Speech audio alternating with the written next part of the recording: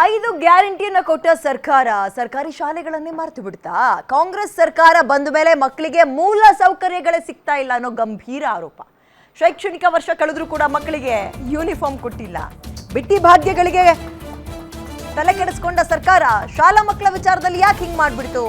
Guarantee ಯೋಜನೆಗೆ ಸಾವಿರಾರು ರೂಪಾಯಿಯನ್ನ ಖರ್ಚು ಮಾಡಿದ್ದಾರೆ. ಸಾವಿರಾರು ರೂಪಾಯಿ ಅಲ್ಲ, ಸಾವಿರಾರು ಕೋಟಿಯನ್ನ ಖರ್ಚು ಮಾಡ್ತಾ ಇದೆ ಸರ್ಕಾರ. ಸರ್ಕಾರಿ ಶಾಲೆಯ ಮಕ್ಕಳಿಗೆ ಈ ಪ್ರಮಾಣದ ನಿರ್ಲಕ್ಷ್ಯ ಯಾಕೆ? ಸರಿನಾ? 1ರಿಂದ 12ನೇ ತರಗತಿಯವರೆಗಿನ ಅಂದ್ರೆ 1ನೇ ಕ್ಲಾಸ್ನಿಂದ PUC ಓದೋ ತನಕ ಮಕ್ಕಳಿಗೆ ಯೂನಿಫಾರ್ಮ್ ಕೊಡ್ತೀವಿ ಅಂದಿದ್ರು. ಇಲ್ಲ, ಶಾಲಾ ಕಾಲೇಜು ಮಕ್ಕಳಿಗೆ ಸಮವಸ್ತ್ರ ಕೊಡುವಷ್ಟು ಅಂದ್ರೆ ಕೊಡದಷ್ಟು ಬಡವಾಯ್ತಾ GBA ಗ್ರೇಟರ್ ಬ್ಯಾಂಗ್ಳೂರ್ ಅಥಾರಿಟಿ. ಬೆಂಗಳೂರಿನಲ್ಲಿ ಪಾಪ ಗೌರ್ಮೆಂಟ್ ಸ್ಕೂಲಲ್ಲಿ ಓದೋ ಮಕ್ಕಳಿಗೆ ಇಂಥ ಪರಿಸ್ಥಿತಿನ ಭಾಗ್ಯಗಳು ಕೊಡ್ತಾ ಇದ್ದೀವಿ ಅಂತ ಹೇಳಿ ಹೇಳಿ ಹೇಳಿ ಹೇಳಿ ಈ ಪ್ರಮಾಣದಲ್ಲಿ ಯಾಮಾರಿಸ್ತಾ ಇದ್ದೀರಾ. ಮಕ್ಕಳಿಗೆ ಯೂನಿಫಾರ್ಮ್ ಕೊಡಿಸದಷ್ಟು ಬಡತನ ಸರ್ಕಾರಕ್ಕೆ ಬಂದ್ಬಿಟ್ಟ.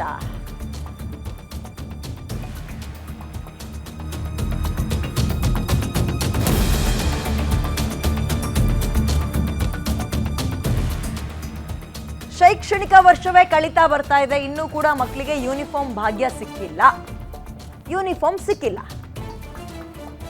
ಬಿಟ್ಟಿ ಭಾಗ್ಯಗಳಿಗೆ ಆದ್ಯತೆ ಕೊಡ್ತಾ ಇರೋ ಇವರು ಶಾಲಾ ಮಕ್ಕಳನ್ನ ಮರೆತು ಬಿಟ್ರ ಅನ್ನೋ ಪ್ರಶ್ನೆ ಸಹಜವಾಗಿ ಕಾಡುತ್ತೆ.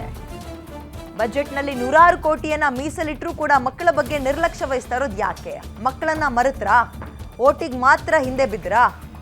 ಗೃಹಲಕ್ಷ್ಮಿ, ಗೃಹಜ್ಯೋತಿ, ಶಕ್ತಿ ಯೋಜನೆ ಹೆಣ್ಣುಮಕ್ಕಳನ್ನ ಟಾರ್ಗೆಟ್ ಮಾಡಿದಂತಹ ಯೋಜನೆಗಳು ಬರೀ ಮತದಾರರ ವಿಚಾರದಲ್ಲಿ ಸಹಾಯ ಆದ್ರೆ ಮಾತ್ರ ಸಾಕು, ಮಕ್ಕಳು ಕಟ್ಕೊಂಡು ನಮ್ಗೇನಾಗಬೇಕು ಅಂತ ತಿರುಗ್ಕೊಂಡ್ರ? ಮೋರ್ ಡೀಟೇಲ್ಸ್ ನನ್ನ ಕಲೀಗ ಉಲ್ಲಾಸ್ ನೀಡ್ತಾರೆ. ಉಲ್ಲಾಸ್, ಯಾಕೆ ಈ ಪ್ರಮಾಣದ ಬೇಜವಾಬ್ದಾರಿ ಅಥವಾ ನಿರ್ಲಕ್ಷ್ಯತನನ ಏನಂತಾರೆ? ಇದಕ್ಕೆ ಏನು ಉತ್ತರ ಕೊಡ್ತಾ ಇದ್ದಾರೆ ಸಂಬಂಧಪಟ್ಟವರು? ವಿದ್ಯಾ, ಬೆಂಗಳೂರಿನ ಜನರದರಲ್ಲೂ ಪ್ರಮುಖವಾಗಿ BBMPಯ ಶಾಲೆಗಳಿಗೆ ಕಳಿಸ್ತಾ ಇರುವಂತಹ ಮಕ್ಕಳ ಪೋಷಕರು ಇದೇ ಒಂದು ಪ್ರಶ್ನೆಯನ್ನು GBಗೆ ಕೇಳ್ತಿದ್ದಾರೆ. ಯಾಕೆಂತಂದರೆ GBA ಅಂತ ಬಂದಾಗ ಅಥವಾ GBಯ ವ್ಯಾಪ್ತಿಯಲ್ಲಿ ಬರುವಂತಹ ಶಾಲಾ ನರ್ಸರಿಯಿಂದ ಹಿಡಿದು PUC ತನಕ ಬರುವಂತಹ ಶಾಲಾ ಕಾಲೇಜುಗಳಿಗೆ ಪ್ರತಿ ವರ್ಷ ಯೂನಿಫಾರ್ಮನ್ನು ಕೊಡುವಂಥದ್ದು, ಅಂದರೆ 2 ಜೊತೆ ಯೂನಿಫಾರ್ಮನ್ನು ಕೊಡುವಂತಹದ್ದು ಅದರ ಆದ್ಯ ಕರ್ತವ್ಯ. ಆದರೆ ಪ್ರತಿ ವರ್ಷ ಟೆಂಡರನ್ನು ಕರೆಯುತ್ತೆ. ಟೆಂಡರನ್ನು ಕರೆದ ನಂತರ ಅದಕ್ಕೆ ಸೂಕ್ತ ಸರಿಯಾದ ಸಮಯಕ್ಕೆ ಮಕ್ಕಳಿಗೆ ಯೂನಿಫಾರ್ಮನ್ನು ಕೊಡುವಂಥ ವಿಚಾರದಲ್ಲಿ ಪದೇ GBA ಎಡುತ್ತಾ ಇದೆ ಅನ್ನುವಂಥದ್ದಕ್ಕೆ ಮತ್ತೊಂದು ನಿದರ್ಶನ ಅಂತ ಹೇಳಿದ್ರು ಕೂಡ ತಪ್ಪಾಗೋದಿಲ್ಲ. ಈ ವರ್ಷನೂ ಕೂಡ ಅದೇ ರೀತಿಯಾದಂತಹ GBA ನಿರ್ಲಕ್ಷ್ಯತನವನ್ನು ತೋರಿದೆ ಅನ್ನುವಂತಹ ಒಂದು ಬೇಸರ ಪೋಷಕರು ಮಾಡ್ತಾ ಇರುವಂಥದ್ದು.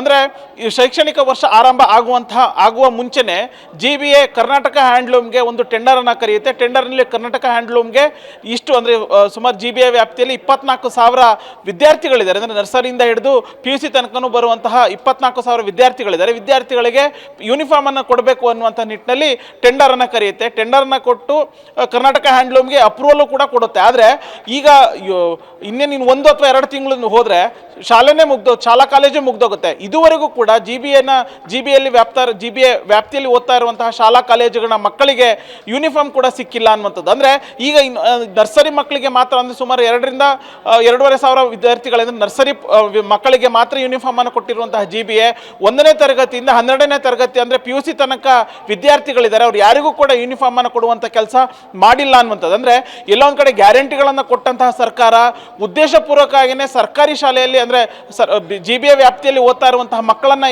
ಅಷ್ಟು ನಿರ್ಲಕ್ಷ್ಯ ಯಾಕೆ ಮಾಡ್ತಾ ಇದೆ ಅನ್ನುವಂಥ ಒಂದು ಪ್ರಶ್ನೆ ಇದೀಗ ಉದ್ಭವ ಆಗ್ತಾ ಇದೆ. ಜೊತೆಗೆ ಈ ಕುರಿತಂತೆ GBAನ ಶಿಕ್ಷಣ ವಿಭಾಗಕ್ಕೆ ನಾವು ಪ್ರಶ್ನೆಯನ್ನು ಮಾಡಿದಾಗ, ಇಲ್ಲ, ನಾವು ಆಲ್ರೆಡಿ ಟೆಂಡರನ್ನು ಕರೆದಿದ್ದೀವಿ, ಕರ್ನಾಟಕ ಹ್ಯಾಂಡ್ಲೂಮ್ಗೆ ನಾವು ಈಗಾಗಲೇ 2 ಬಾರಿ ನೋಟಿಸನ್ನು ಕೊಟ್ಟಿದ್ದೀವಿ, ನೀವು ಸೂಕ್ತ ಕಾಲಕ್ಕೆ ಸೂಕ್ತ ಸಮಯಕ್ಕೆ ವಿದ್ಯಾರ್ಥಿಗಳಿಗೆ ಯೂನಿಫಾರ್ಮ್ ಅನ್ನು ಕೊಡಬೇಕು ಅಂತೇಳಿ. ಆದರೆ ಅವ್ರ ಕಡೆಯಿಂದ ಯಾವುದೇ ರೀತಿಯಾದಂತಹ ಒಂದು ಪ್ರತಿಕ್ರಿಯೆ ಬಂದಿಲ್ಲ ಅನ್ನುವಂತಹ ಒಂದು ಜಾರಿಕೊಳ್ಳುವ ಕೆಲಸವನ್ನು ಮಾಡ್ತಾರೆ ಬಿಟ್ಟರೆ ಅವರ ವಿರುದ್ಧ ಯಾವುದೇ ರೀತಿಯಾದಂತಹ ಒಂದು ಕ್ರಮವನ್ನು ಕೈಗೊಳ್ಳಲಿಕ್ಕೆ ಮುಂದಾಗ್ತಾ ಇಲ್ಲ ಅನ್ನುವಂತಹ ಬೇಸರ ಪೋಷಕರು ಮಾಡ್ತಿದ್ದಾರೆ. ವಿದ್ಯಾ, ಓಕೆ, ಧನ್ಯವಾದ ಉಲ್ಲಾಸ್ ಡೀಟೇಲ್ಸ್ಗೆ.